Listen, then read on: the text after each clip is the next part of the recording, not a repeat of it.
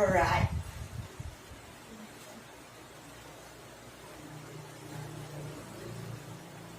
Mabuhay! Welcome! I am Lenny Jane Subong. You can call me Lenny, your guide for this tour. I'll tell you all about the things you will see. If you have any questions, please ask. It's my job to answer them. All my time is free to talk to you sightseers. Let's enjoy Iloilo. Before anything, I would like to introduce our driver. He is Mr. Jose John C. Ponce. You can call him Manong Driver.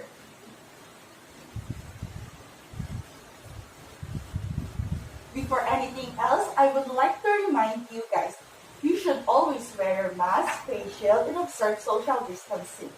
Watch your steps. Don't talk to each other if not necessary. If anything happens, report immediately to me. Don't be afraid. Thank you. Okay, listen everyone. Before we go to our destination, which is 4th District of Iloilo, I would like to introduce Iloilo City. Iloilo City, officially the City of Iloilo, is a first-class, highly urbanized city in the Western Visayas region of the Philippines.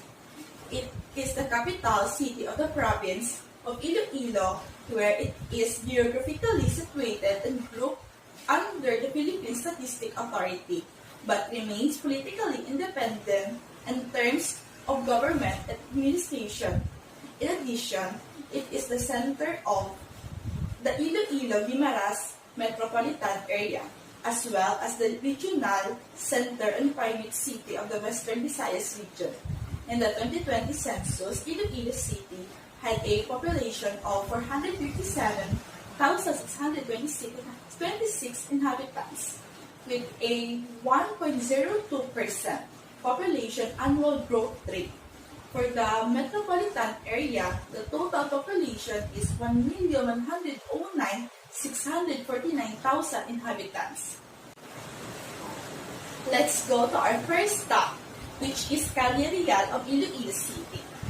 Calle Real, Royal Street in Spanish, officially named as J.M. Basa Street, is a historic street located in the old downtown district of Iloilo City proper of Iloilo City, Philippines. The street, often referred to as the Escolta of Iloilo, is a home to several fine examples of historic luxury American era, neoclassical, Baroque art, and Art Deco buildings. The street has been famous since the Spanish era. However, it's important has been wood and the street has become less maintained. Yet, there have been efforts to revitalize the street, which include the restoration of the historic buildings along the streets and beautification projects.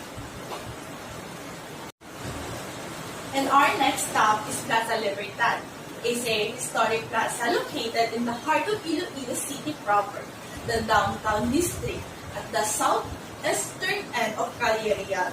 It is where the flag of the First Philippine Republic was raised in triumph after Spain surrendered Iloilo, her last capital in the Philippines, to the revolutionary forces led by General Martin Delgado on December 25, 1898. Let's go to 4th District. Before that, I will give the brief explanation of 4th District of Iloilo. Iloilo 4th Congressional District is one of the 5 congressional districts of the Philippines in the province of Iloilo. It has been represented in the House of Representatives of the Philippines since 1916 and earlier in the Philippine Assembly from 1907 to 1916. The districts consist of the city of Pasay and the adjacent municipality of Anilao, Banate, Barotac Nuevo, Dingle, Dueñas, Dumangas, and San Enrique. It is currently represented in the 18th Congress by Biden John Q. Biron of the Nacionalista Party. Our first municipality is Dumangas. Dumangas is officially the municipality of Dumangas is a first-class municipality in the province of Iloilo, Philippines. According to the 2020 census, it has population of 73,899 people. Dumangas is located northeast of Iloilo City on the island of Panay, southeast of the province of Iloilo, surrounded by the towns of Barotac Nuevo in the east, Saraga in the west, Pututan in the north, and the waters and island of Guimaras in the southwest, and Negros Occidental in the east. And also Dumangas has a 45 barangays. The tourist attraction in Dumangas is San Agustin Church, also known as the Arquidiocesana Shrine of Nuestra Señora de la Consolación e Cuera, or the Immaculate Conception Parish. Is a Roman Catholic church under the auspices of the Order of St. Augustine, located inside the historic walled city of Intramuros in Manila. Our next municipality is Barotac Nuevo. The name Barotac is from the Spanish word baro, which means mud, as well as the second syllables of Ilocano word luta, which also means mud. Nuevo, which translates to new, was added to the name of distinguish it from another town called Barotac Viejo, located just north. Barotac Nuevo is a small town whose main industry and capital are fishing and agriculture. The town church was built by the Spanish Roman Catholic missionaries in the 16th century. Okay. Our next stop is the tourist attraction in Barotac Nuevo, which is St. Anthony Padua Church. A magnificent basilica was built in his honor. His holy relics were entombed there in 1263 AD from the time of his death up to present day. Countless miracles have encountered through St. Anthony's intercession, so that he is known as the Wonder Worker. St. Anthony was declared a doctor of the church. Our next municipality is Dingle. Dingle started as pre-colonial settlement of Sumande, which was under the jurisdiction of Simsiman, a pueblo of Laglag. The settlement was also known as Sibukaw, Baong, Ibaga.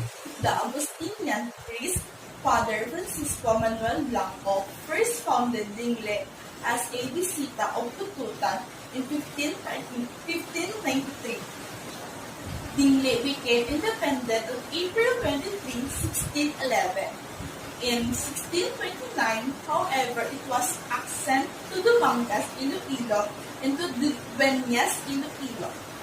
In 1641 until 1825, on August 16, 1850, by order of Governor General of the Philippines, Antonio D. Obristondo, Dingle again became independent and was officially named of the town of Dingle. The first town head was Julio Dator, 1823 to 1827.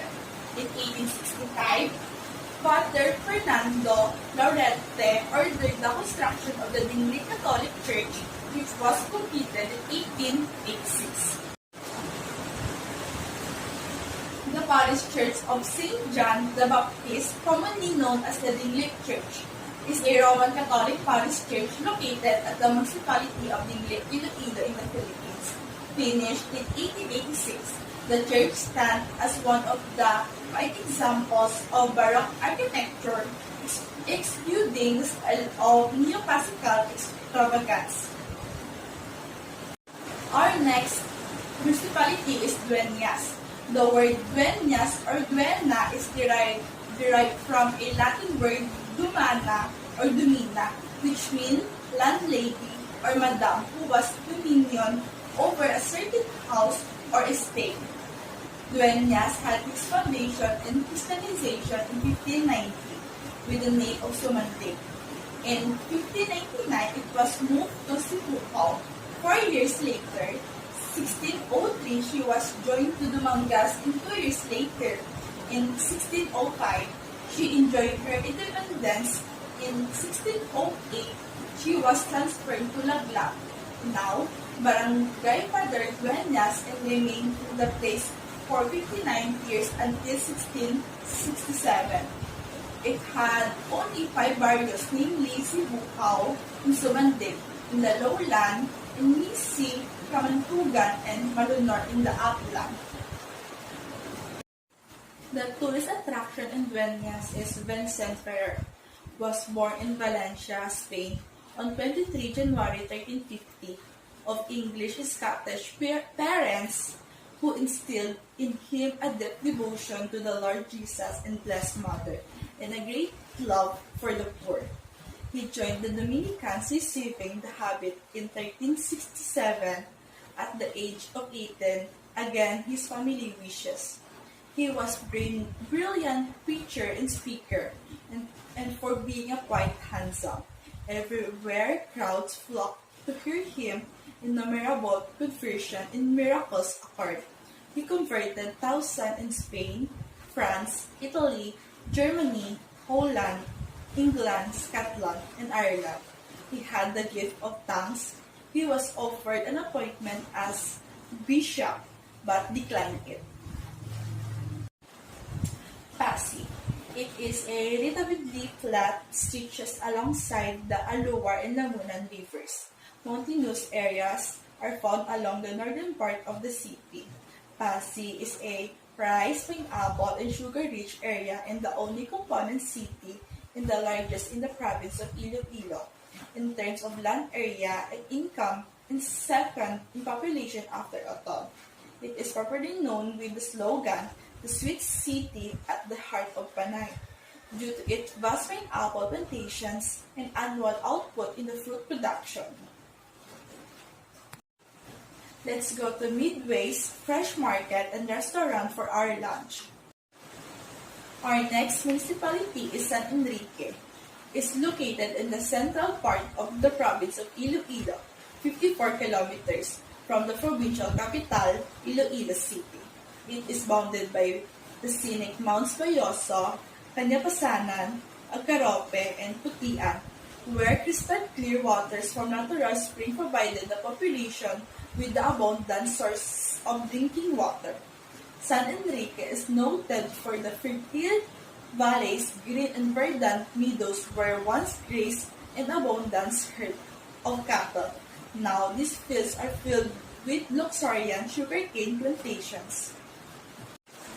The attractions in San Enrique is Mary Health of Christians. Saint John Chrysostom was the first person to use this Marian title in year 345 as a devotion to the Virgin Mary. Don Bosco also created Marian devotion under this title. The title of Mary Health of Christians is associated with the defense of Christian Europe, Latin, and Greek, the north of Africa, and the Middle East from non-Christian peoples during the Middle Ages. Our next stop is Banate. Officially, the municipality of Banate is a fourth-class municipality in the province of Iloilo, Philippines. According to the 2020 census, it has population of 33,376 people.